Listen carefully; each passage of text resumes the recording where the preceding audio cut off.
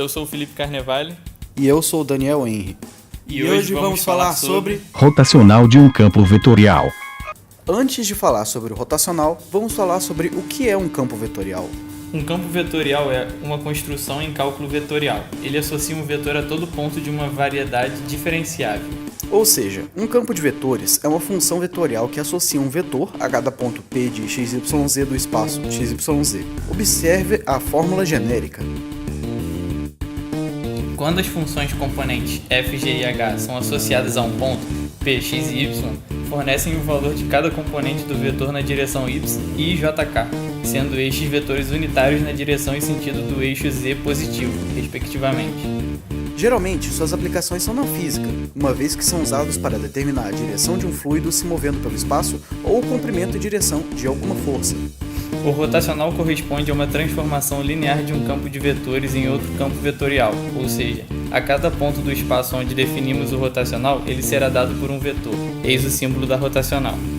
O resultado de um rotacional em um campo E será um outro campo rotacional, que pode ser chamado de C. Campos vetoriais nos quais o rotacional é diferente de zero são ditos como campos de vórtice, vortex em latim. Já um campo vetorial cujo rotacional é zero é chamado de irrotacional ou força conservativa. Seu significado é empregado em diversos ramos da ciência, como no eletromagnetismo e na mecânica dos fluidos. Em suma, o rotacional é um operador diferencial de campo que calcula o quanto os vetores de um campo vetorial se afastam ou se aproximam de um vetor normal a essa superfície. Isso em uma superfície infinitesimal. Para rotacionar o campo, basta identificar os componentes do campo e calcular as derivadas parciais através desse sistema de fórmulas. Cx é igual a ddy de bz menos ddz de by. Cy é igual a ddz de bx menos ddx de bz. Cz é igual a ddx de by menos ddy de bx. Vamos resolver um exemplo. Vamos à resolução do exercício. Já temos o campo B de xyz dado pelas funções x² mais 5i, y mais 15j, x² e y² k.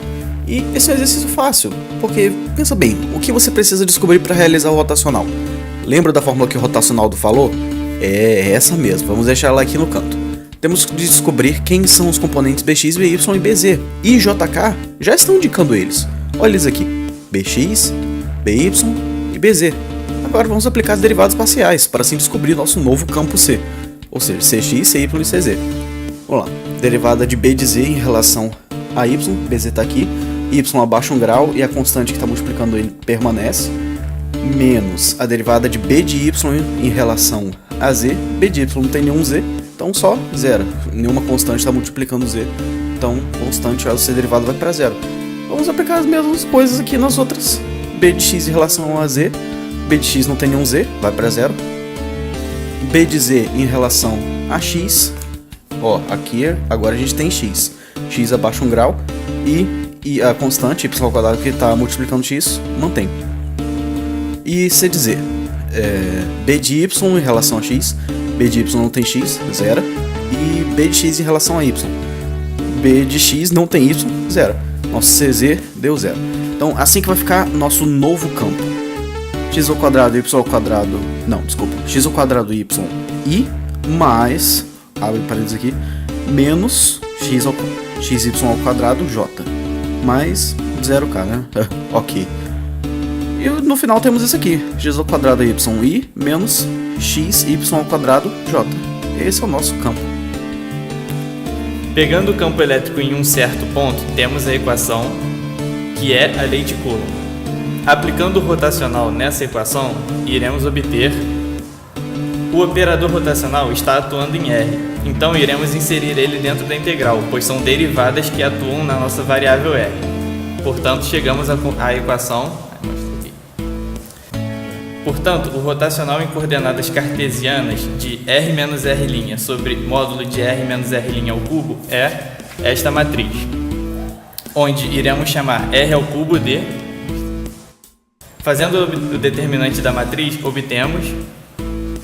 Agora, iremos juntar todos os termos com todos os termos semelhantes, ou seja, os que têm i, j e k, para fazer as derivadas parciais de cada um. Note que as derivadas parciais estão se anulando, portanto, o resultado final teremos 0 mais 0 mais 0. Logo, o rotacional do campo elétrico é igual a zero. Isso significa que ele é conservativo e que significa que uma partícula dentro desse campo ela não tem rotação. É aí cambada, eu sou o Rotacionaldo, e se você ainda não deixou seu like, tá esperando o quê? Valeu galera, até próxima.